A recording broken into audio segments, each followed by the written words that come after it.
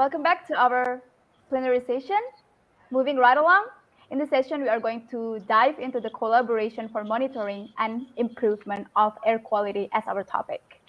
In this session, we discuss further about collaboration and other initiatives in Jakarta, Berlin, and Bangkok. It is now my pleasure to introduce our guest speakers, Ms. Ririn Radiawati Kusuma, as Environmental Health Country Advisor of Indonesia Vital Strategies, Mr. Martin Lutz, as Head of Air Quality Planning of Senate Department for the Environment from Transport and Climate Protection, and Dr. Supat Wangwongwatana, as Air Pollution Expert of Thailand Environment Institute. This session will be led by our honorable moderator, Mr. Wicaksono Sarosa, as the Director of Ruang Waktu Knowledge Hub for Sustainable Urban Development, Jakarta, Indonesia. Mr. Wicaksono, the floor is yours. Thank you, Yasmin. Very good morning, Berlin, and very good afternoon, Jakarta and Bangkok. We have three speakers that were already introduced by Yasmin Nuha. But before we go to the presentations of the three, I'd like to provide you a little bit of information about the multi-stakeholders dialogue that we've been working on in Jakarta. Let me see.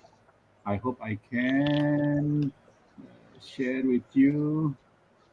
Oh, where is it? Oh my God. Where is it there now? Or not yet?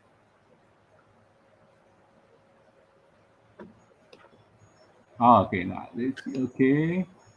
Just a little bit before we go to the presentation. I'd like to share with you the multi-stakeholder dialogue that Smart Change Project have been conducting so far in Jakarta. So it is conducted by the consortiums of Hukum Online and Ruang Waktu. Both are knowledge company, while Hukum Online is focused on the legal aspect, whereas Ruang Waktu is on the urban issues. And with the auspices of the Smart Change Project, we are conducting 15 multi-stakeholder dialogues through these 2 years, 2021 through 2022, and 12 policy dialogues with the aim of having proposals of 15 pilot initiatives and 20 policy recommendations to be submitted to the Smart City Committee of Jakarta. The multi-stakeholder dialogues is aimed to gather aspirations from the stakeholders in Jakarta and propose a pilot initiative, as I already mentioned earlier, whereas the policy dialogues is to see whether there are any policy that need to be recommended to support the pilot initiative and improve the performance of the smart city ecosystem in Jakarta. And we've been conducting a number of dialogues, beginning with the mobility, smart mobility, and then smart economy and smart environment, concentrating on the air quality, the topics that we are working on right now, smart economy and smart health as part of the smart living system, and later on, smart people. As for the smart environment, we came up with 3 pilot initiatives. The one is proposing a public campaign for clean air in Jakarta, because we know that not all people are already aware of the issues and doing the right thing to support the air quality improvement. And another initiatives that came out from this process is the proposal that Jaki be equipped with with an applications that can then measure individual emission inventory, so that people will be more aware of how much actually our activities result in carbon dioxide emissions. And we are also proposing incentives for encouraging people to reduce air pollution in Jakarta. as for the policy recommendations, there are a number of regulations that we looked into and see the gaps, and then we are proposing a number of improvement or adjustment, both at the national level as well as the local level.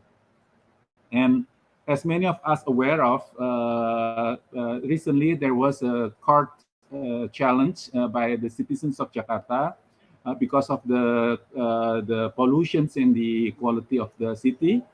And then we look at this challenge, and the court decisions actually found that the government actually is guilty. National government as well as local governments are guilty of not protecting the people of this air quality. So we have developed a policy brief to follow up with this court decision as well.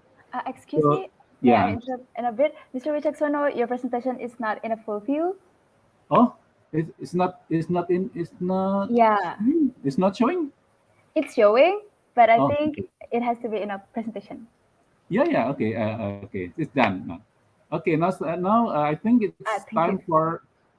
time for Bu Ririn ya. Okay, thank you, Pak Wicak. Thank you so much. May I share my screen?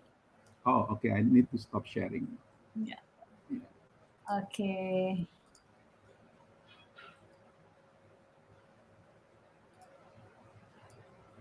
All right. Can you see my presentation now? Yeah. Okay. Thank you so much. Yeah. For this presentation, I think I only have 10 minutes to explain about the effort of the government of DKI Jakarta in terms of improving air quality, and also the collaboration with vital strategies for now. So at the beginning, I will introduce some of the work and what is Vital Strategies exactly. So Vital Strategies is a global health organization that seeks to accelerate progress on the world's most pressing health problems. So we're not only touching on the environment, but also other factors as well. So including tobacco control, research data for health, maternal health, obesity prevention, road safety, partnership for healthy cities, environmental health, and CBD prevention and epidemic preparedness. In this COVID, in terms of COVID, we also involved in our COVID-19 data collection and also supporting for local government as well. So in terms of environment, so I'm from the environmental health division, and our approach is basically based on three core pillars. First is data intelligence, second is communication advocacy, and the third is institutional strengthening. We have these three different pillars because we see that having a solution for a problem, especially for environmental health, has to be from inside, internal and external. So, and internal is basically from the government side, and we also support on that sector as well, and also from the external factors, which is from the strategic communication and advocacy. I think I will explain later, like how it basically put it perfectly into the context of Jakarta. And we also publish a kind of like a guideline for cities who wants to improve air quality in their own government. So we created this accelerating city progress on clean air. So basically, we advocate or we propose this kind of approach to create a solution in near term and also long term for air pollution.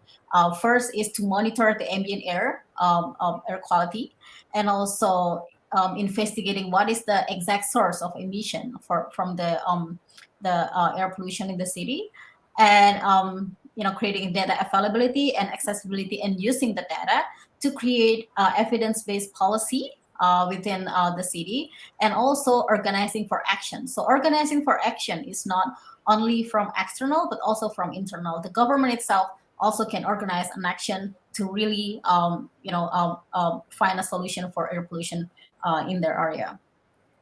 So in Jakarta, we collaborate through Clean Air Partnership So this is a collaboration between DKI Jakarta government and Vital Strategies with the support of Bloomberg Philanthropies. And yeah, I think before I explain more about what we have collaborating with DKI Jakarta, I'm going to talk about a bit about the air quality in Jakarta. So as you know, Jakarta is the capital city of Indonesia. As the capital city and the center of economy and also urbanization, Jakarta is developing really rapidly for the past decade. And from those development, it creates air pollution in the city, of course, from like mobility of the people, the development itself, and also the industrial factors of the city. And if you can see from the data here, we have PM 2.5, PM 10, O3 and O2 and CO and also SO2 in the city. And you can see the trend, especially for PM 2.5 and PM 10.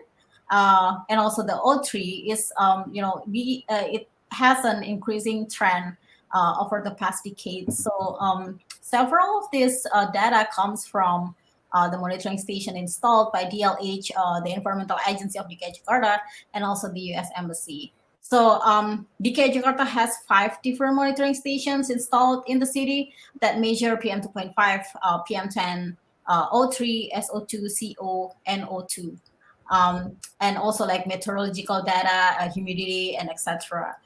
So it plays perfectly fits in 5 different cities: South, North, East, Central, and also East Jakarta. And they also have 2 monitoring stations measuring PM 2.5 by the US Embassy in the city as well. And also now, since it's developing and people are more aware of the air quality in the city, there are 2 additional reference grade, I think 1 low cost, installed by the Ministry of Environment and Forestry in Central Jakarta, and also another one installed by BNKG in Central Jakarta, and plenty of low-cost sensors that initiated by the startups like Air Visuals and also NAPAS spread around the city. So this is more on the context of the air quality in Jakarta. So I'm capturing this data in 2020. So bear in mind that this is the pandemic area where Jakarta is implementing the large-scale social restriction and also micro-scale social restriction. I think like around the end of the year. And if we can see here on the air quality for the PM 2.5, PM 10, and O3 and O2, it's still high. I mean, like for NO2, I mean, like I compare it. If you can see here, I compare it with the standard national standard determined by the Ministry of Environment and Forestry, or NAAQS. And I also compared with the new WHO air quality guideline with the interim 1, 2, 3, and 4. And this is the preferable guideline from WHO. If we can see here, even from the national standard, it's already way above the standard for the average annual average during the pandemic condition. And this is PM 10 as well, and also the O3. O3 is basically the reaction between from the primary substance for air pollutants with the I think like the sunbeams, and then reacted to O3. So I think like the important note on this is that even though the citizens is restricting the mobility of themselves in Jakarta, the air quality in Jakarta is still not really good. So I think this is the highlight that I want to convey in this slide. So when we deep dive into what is exactly the source of air pollution in Jakarta, so I compile here 2 different research that comprehensively assess the source of air pollution based on emission inventory, and both research is conclusive that the main source of air pollution in Jakarta is transportation and manufacturers industry, especially for PM 2.5, the most dangerous pollutant that really affect the health of the people, both in near term and also long term. So Vital Strategies and the Institute of Technology Bandung also conducted a source apportionment study back in 2019 and 2020. We also found that the biggest contributor for pollution in Jakarta is transportation and also industrial sectors. But we also see here that there are also several open burning and biomass and other fuels also contributing to air pollution in Jakarta, and also soil particles, sea salts, construction activities, and also coal combustion. So I want to highlight this here on the during the wet season. We found a coal combustion here, and it's really interesting because coal combustion in Jakarta is not largely used for energy generation or power plant generation, but they are used for the industrial activities. And I mean, like, I think you also heard about the research about, you know, like how the coal-fired power plants outside the city impacting the air pollution in Jakarta. And also, I think we need to investigate more on the coal combustion, because it can be from inside Jakarta, or maybe it's from transboundary sources. So this is the existing policies on air pollution control in Jakarta. I think Pak Wicak also has this regulations as well. I think it's more comprehensive on your side than mine, but I'm just highlighting that the newest regulation on Governor Instruction number 66 2019 already covers some of the activities. I think like more kind of like more aggressive policies to reduce air pollution. First is odd-even policy of the plan of ERP, low emission zones, age limit for vehicles, revitalizing buses, and increasing the accessibility of public transportation, clean energy, expand public transportation network, and while for industrial emission is to monitor the emitted from the biggest contributor for industrial sectors by installing CHAMs, and also creating more stringent emission standard in Jakarta. But for the second part, it's unfortunately there is no further action on that, because there is new regulation coming in for the government regulation number 21 2022 22 2031 that mentioned the emission standard is regulated by the national government. And the biomass burning is basically they already banned the biomass burning. And for construction, so they are currently monitor and the environmental permit for construction activities in Jakarta. So so this is the challenges of the existing policies, how to implement it and how the city can innovate on, more stringent or more aggressive air quality improvement actions. So Jakarta is located, surrounded by satellite cities like Depok, Bogor, Tangerang, and Bekasi, and there are plenty emission sources from the adjacent cities that affecting air quality in Jakarta, because air pollution doesn't know boundaries. So it can be, like at some points or some season, the wind just like putting directly to Jakarta and bringing up the emission from adjacent cities. Secondly, the new regulation that I mentioned, the government regulation number 22, 2021, create a challenge for the local government to be creative and being innovative or more aggressive to the air quality improvement policies, because now it's retract back to the national government. The third is the law enforcement. So now there are plenty of law enforcement that is not, the public things, especially from the citizen lawsuits. There is one critic that, the enforcement is not really aggressive, especially for emission testing and also for industrial sources. And I think there are some challenges on that, and it needs to be, further research and further discuss about that. The fourth one is better fuel quality.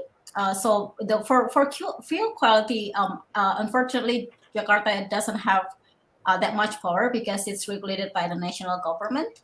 So I think it needs both local and national government to do that. And lastly is the citizen behavioral change.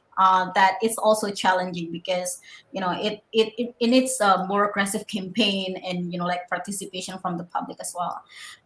So I lastly I haven't gather up the kind of like a collaboration elements on this, but I think within the past years, DKI Jakarta has collaborated with several stakeholders to really create a solution for a better air quality in Jakarta. For example, with Vital Strategies, we conducted several research on the health impact, and also we're helping on the legal regulation review for the air pollution to find kind of like niche for the government to innovate and be more aggressive on air pollution control. And also there's currently also Clean Air Catalyst that led by WRI Indonesia and Vital Strategies to be part of them. We also try to find new sources that are not really touched before, and a deep dive into elements of health and gender as well. So I think like if there is more opportunity from startups or new technology, that will be really preferable, and also can create a robust solution for better air quality in Jakarta. So, this is the several products from that we already published with DKI Jakarta. So that's all. Thank you, Ibu Ririn. I think it was a very interesting presentation. And it is very interesting to me that even though during the pandemic we have this physical restriction and all those things, but the air quality, the pollution in Jakarta is still above the allowable standard. But now let's listen to Berlin, the effort in Berlin. I would like to invite Mr. Martin Lutz. The screen is yours. Thank you, Wicaksono. Dear colleagues, it's a pleasure for me to participate in that session. So I try to share my screen and start the presentation, hoping that you can see the first slide. Is that true? Yes. Yes. In full screen mode, perfect. So I wanna share with you briefly, because we are running out of time.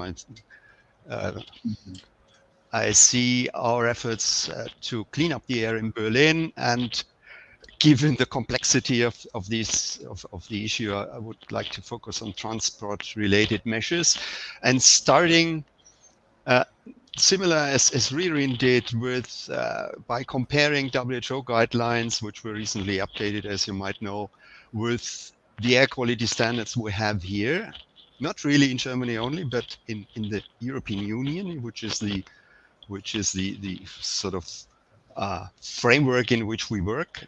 Then looking on the drivers for measures, technical measures versus more planning measures and legal framework, the Mobility Act, which is a new instrument here in Berlin, and what that meant for cycling and public transport. Here we are in Berlin, part of Germany, which has a federal structure with different federal states, and Berlin is one of them. We are embedded in Europe, and this is important to understand because the European Union sets the legal framework for almost all environment policies, not only environment, but environment in particular. A few facts about Berlin.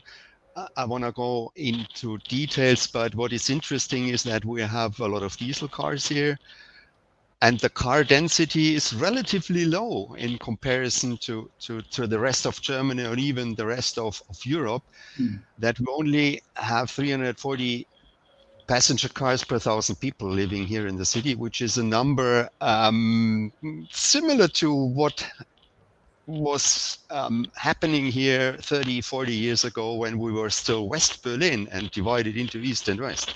And also Germany were divided in East Germany, which is this region, and the West. And of course, that has disappeared 30 years ago. And thanks to that, we have got rid of heavy industries and have a quite good boundary conditions to start from and to improve the air further. What does it mean? What are the standards and the benchmarks? So this is a table showing WHO's guidelines now updated for PM10, PM2.5, NO2, and air quality standards here in the EU. And the same as in Indonesia and in many other countries all over the world, we have a discrepancy between the air quality standards and the WHO's benchmarks. And the reason is clearly that the air quality standards also take into account the costs and the feasibility of measures and the attainment of air quality targets. However, I think the final aim, and this has now been voiced very clearly by the European Commission, which is the administrative body of the European Union, that the air quality standards, which are way above WHO, need to be tightened and should be aligned with WHO. This is a quote from what has been called the Zero Emission Action Plan, which has recently been released by the European Commission. So this is a very ambitious commitment. Ambitious is also, and this is very important, that the air quality standards here in the EU are legally binding. So there's the Commission itself, which is the watchdog of the European Treaty, and these limit values, these air quality standards are part of the treaty. So the Commission is entitled to launch legal infringements against member states if these standards are not being met. And also citizens, and this was very important here in Germany, that citizens can sue the authorities in charge of air quality management of not doing enough to meet the standards. And that created and generated a lot of healthy pressure, to be honest. And it was also helping us as an authority in charge of the air quality management to push through measures against, of course, all sorts of competing interests. This is our balance sheet, if you like, for several pollutants here and where we are in terms of status. And well, what is nice that we actually stopped measuring sulfur dioxide because it's not worth anymore. The concentration has fallen to levels below the sensitivity of the instruments. That was, of course, totally different 30, 40 years ago when we had severe smog episodes here with extremely high SO2 concentrations, but that has been solved because we switched to clean fuel and controlled technology, best available technology in industry and house heating. What has been left in terms of problems is to some extent PM10 and PM2.5. In terms of the EU limit values, we are in a full compliance status, but if we look at WHO, then we still have a long way to go. So we exceed WHO by more than a factor, well, roughly a factor of 2 and 1.5, despite significant improvements. And what has been a big problem due to road traffic and diesel was NO2. And I can say was because the first time ever we met the EU limit values of 40 micrograms per meter cube, which were identical with the old WHO guideline value for the first time last year. But as WHO has lowered that guideline significantly to only 10 micrograms per cubic meter annual average, so we still have a big problem and need to think about additional measures. What has been done in the past? And this was, you could call that no filter, no diesel without filter strategy. because the diesel was a major and is still a major source. So we thought, let's apply available technology, and this is the particle filter, and that was the starting point was source apportionment and measurements, air quality measurements. And this is a sort of schematic showing the problem that we have half of the pollution, PM10 or PM2.5 pollution, comes from outside sources. It's calling, I named that regional background. So it's outside of our control, which is a challenge for air quality management. And then this is the Berlin-made part.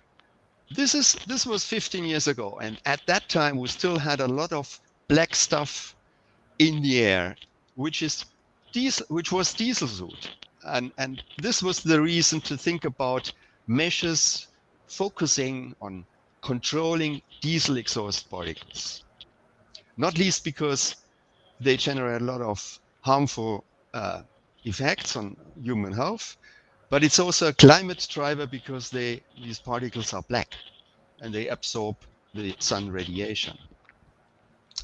The problem was that the equipment, being a machine for construction, or a diesel bus, or a diesel passenger car, or a truck, were not required to have a diesel particle filters 10, 15 years ago. So the solution must be, or had to be, thinking about retrofitting the in-use vehicle and machinery stock.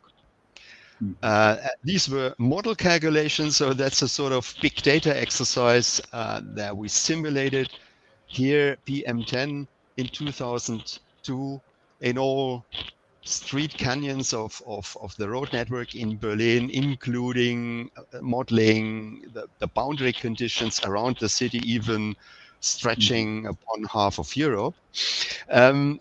Back to measures. So the solution was the retrofitting of buses, the retrofitting of machines and of vessels, because we have waterways and we have inland vessels here. Going through the city, but that was clear it was not sufficient, and we needed to think about pushing car drivers to clean up their vehicles, to retrofit diesel with particle filters. This is why we introduced that access restriction. We call that low emission zone. That's a term appearing also on Ririn's sheet of a list of measures. I don't have time to go into details, but only this slide showing the impact, the effect of that low emission zone scheme in terms of emissions and in terms of air quality concentration. So the good thing was that we could reduce, in particular, the EC, elemental carbon, so the black soot concentrations in the air drastically by more than 50%. What was disappointing was the impact on NO2.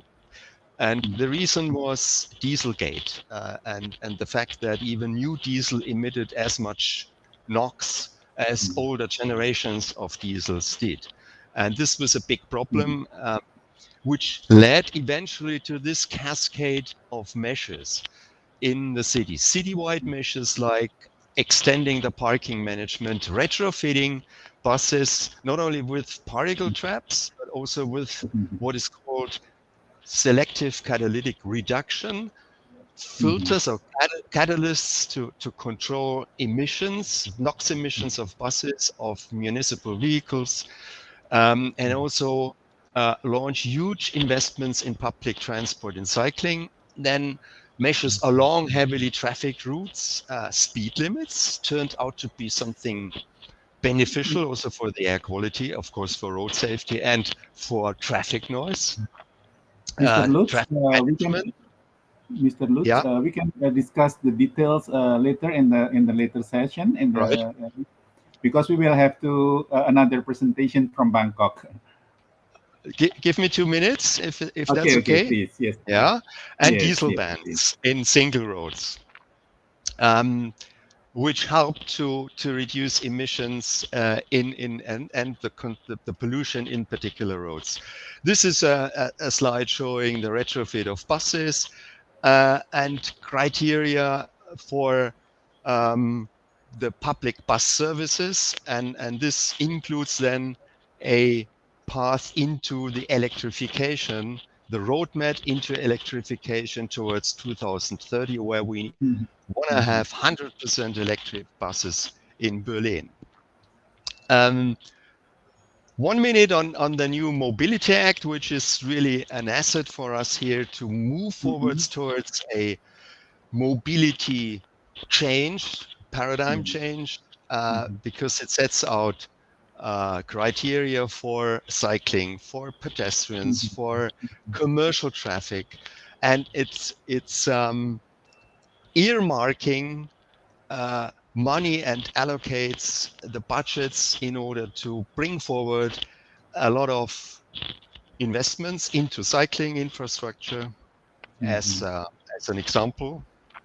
And here are some nice pictures where we recently had a lot of pop-up bike lanes where, you know, we removed one lane in a road for car traffic and dedicated it to cyclists. And this was very popular, and people liked that. And we have seen an explosion of cycling traffic here in the city last year.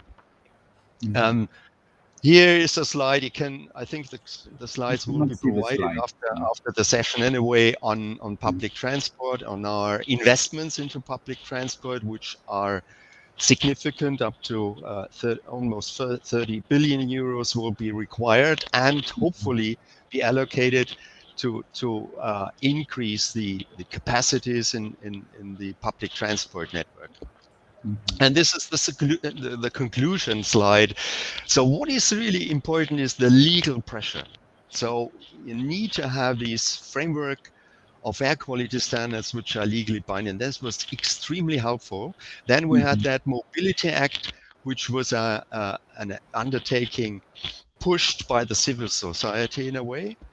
Technical measures is a very important element of a strategy, but that's not all. You need to think about a paradigm change in terms of mobility towards electrification and away from the car. Try to drag people out of their car.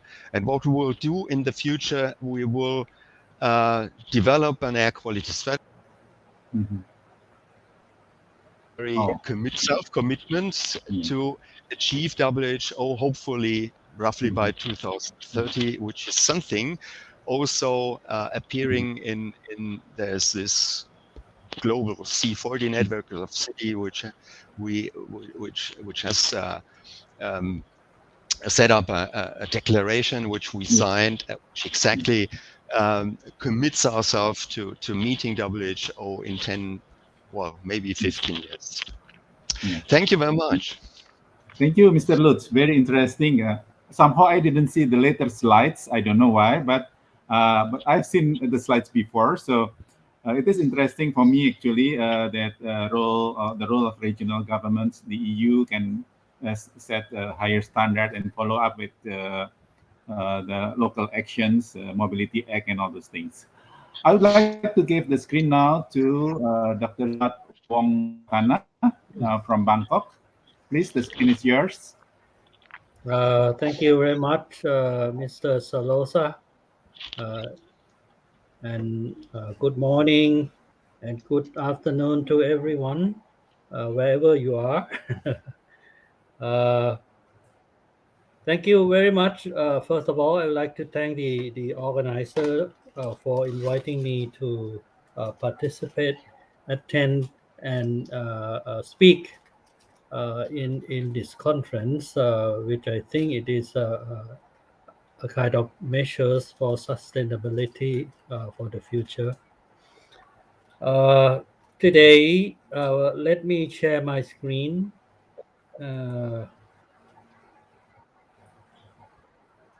I need to select this one. Okay, and then I will make it into full screen. I hope that everyone see my presentation. Yes. Yes, we can see now. Today, I would like to share our experience in Thailand in addressing air pollution. Uh, in fact, for the whole country, but now would like to focus in Bangkok, which is an urban area, and air pollution is very serious in most of the mega cities, including Bangkok. This is the outline of my presentation. First, I will touch on air pollution situation in Thailand, mostly in Bangkok, in the northern part, and also in the southern part.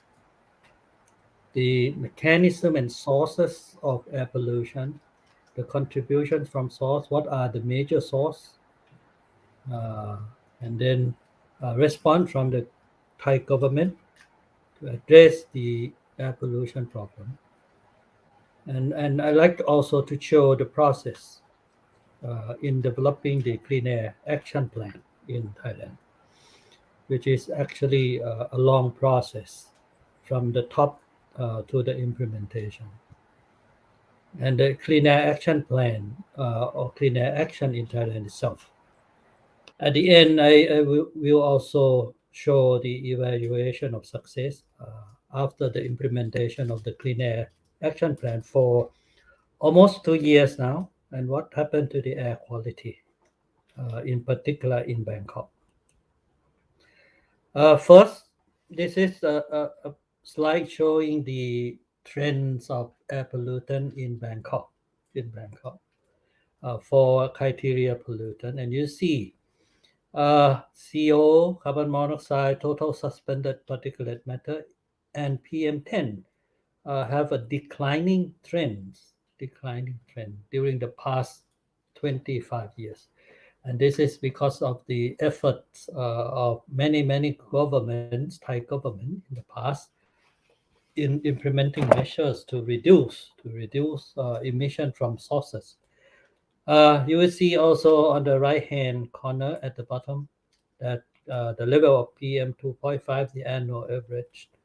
2020, we have annual average of 23 microgram per cubic meter.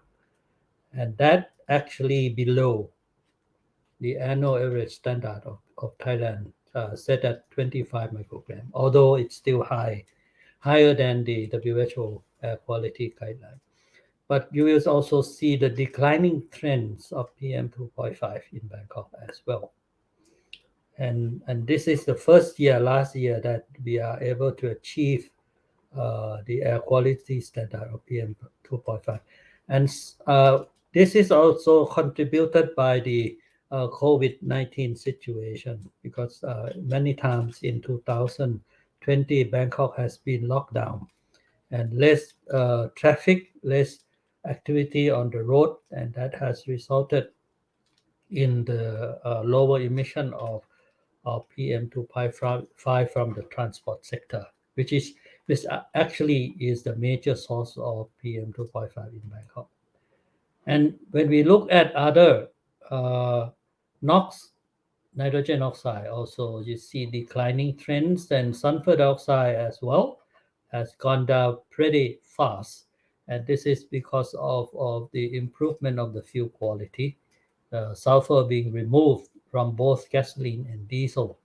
And ozone, this is the remaining problem, in addition to PM 2.5, that we will see ozone in a rising trends. The figure that the slide that you see here, the shaded area indicate the vehicle register in Bangkok. You see that in spite of increasing number of vehicles in Bangkok, we still are able to reduce some of the air pollutant, as indicated in Berlin as well, that it might not be useful anymore that we will monitor SO2 and carbon monoxide, because it has reached the point that it pretty low already. And we also monitor benzenes and 1,3-butadiene, and we also see declining trend over the year during the past couple of years, both volatile organic compound. And this is the situation which will come every year.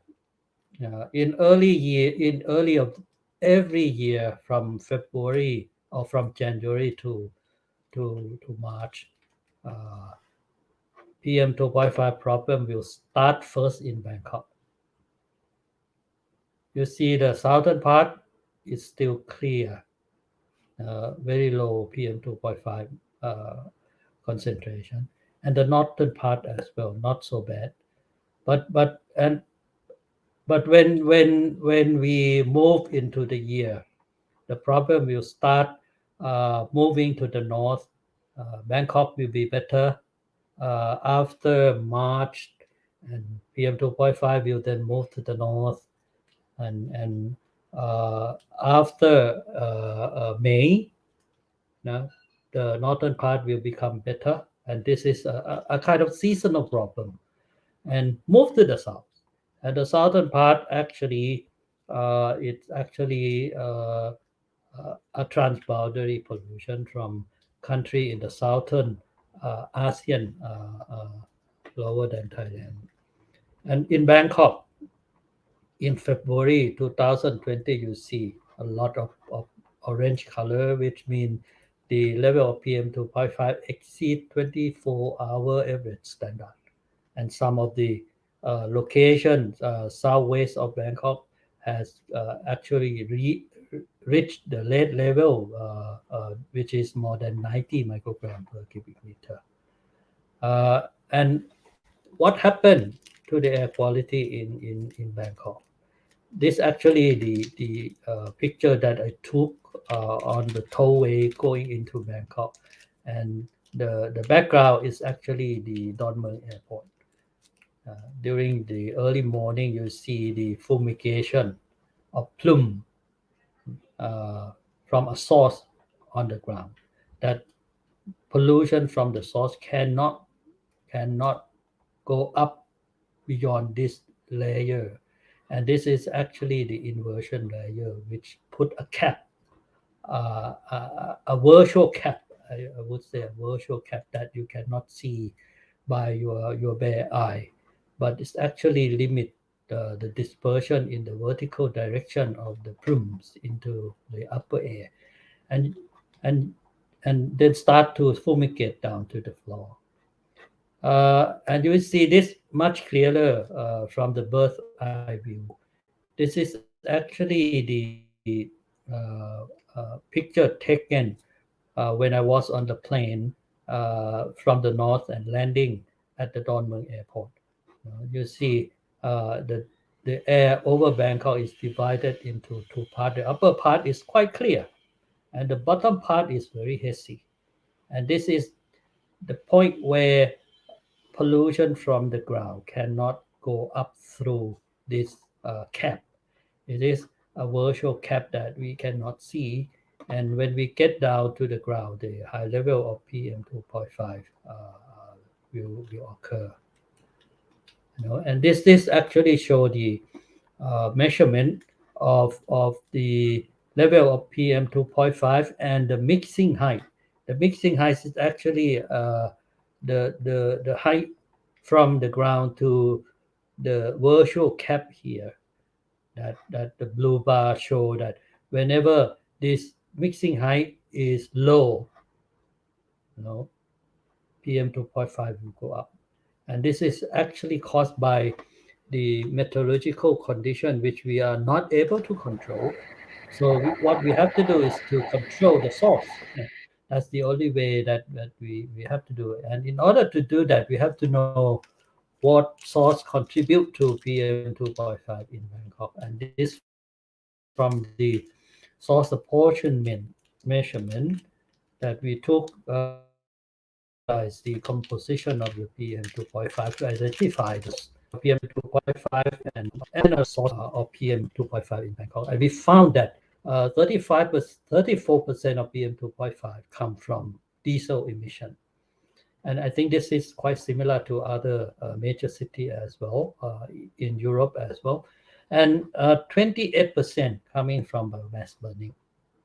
And there are also quite a number of secondary particle in Bangkok from the chemical reaction, photochemical reaction in the air above Bangkok.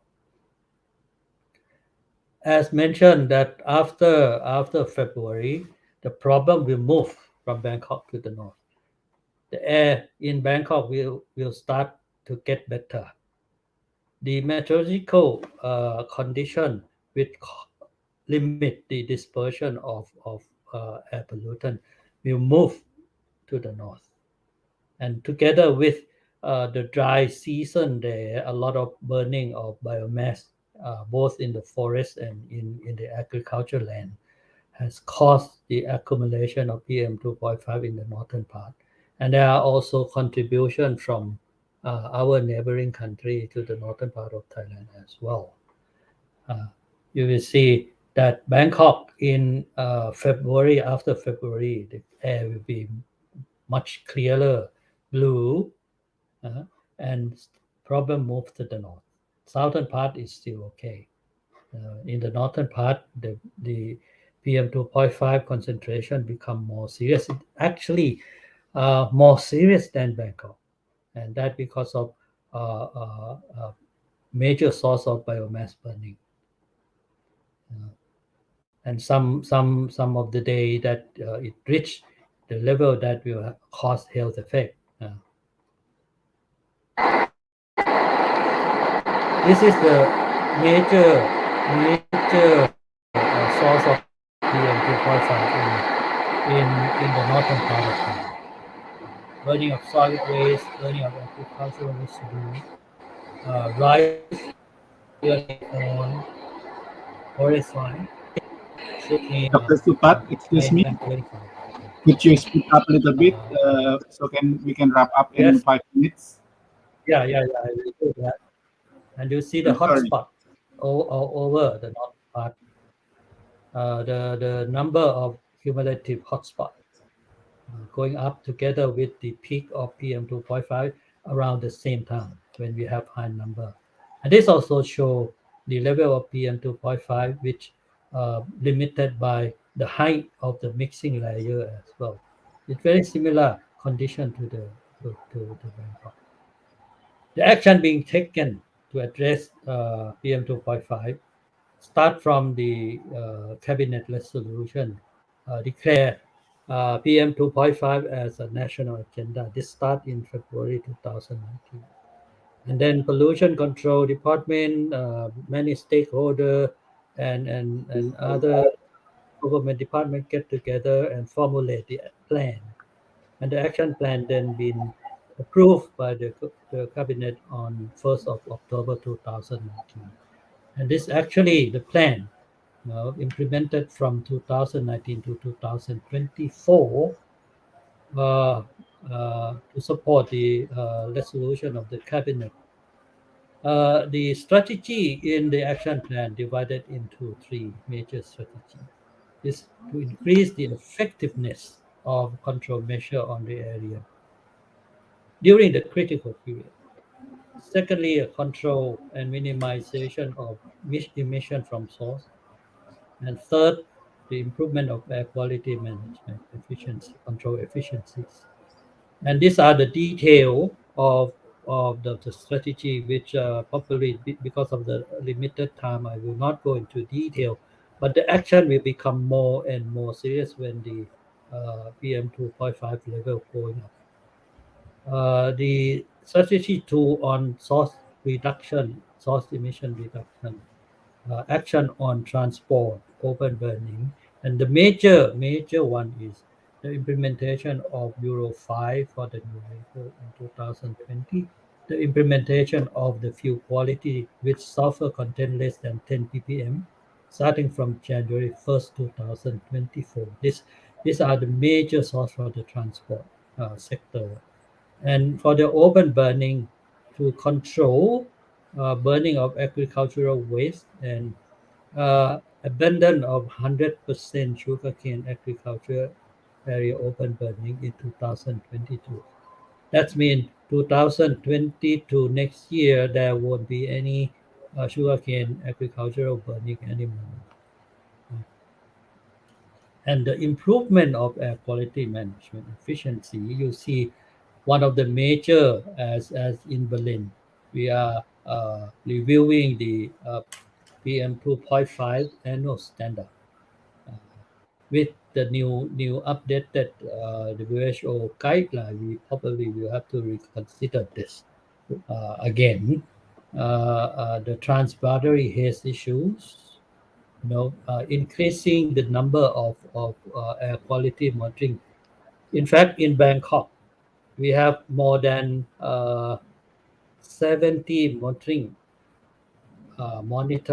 standard monitor for PM 2.5 only, and it's being expanded to other provinces in Thailand.